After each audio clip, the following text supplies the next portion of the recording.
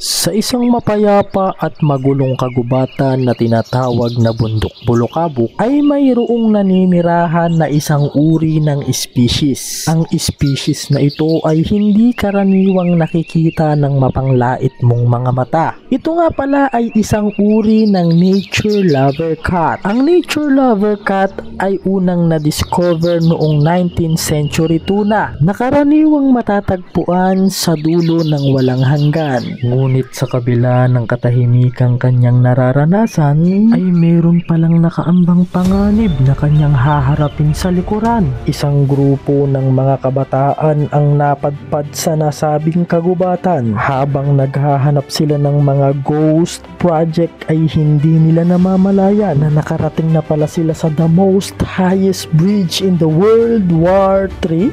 At habang nasa kalagitnaan sila ng pagpapanggap na maging mabuting tao ay naisipan ni Unek na magpakawala ng isang special liquid formula na totoong makakasama sa mga ganitong uri ng mga dinosaur. Kaya naman, agad na nakaramdam si Minkaido ng kakaibang uri ng pakiramdam na animoy para siyang mayroong leptospirosis na kung tutuusin ay hindi ka naman dapat nasasaktan sa isang taong wala namang nararamdaman sa'yo.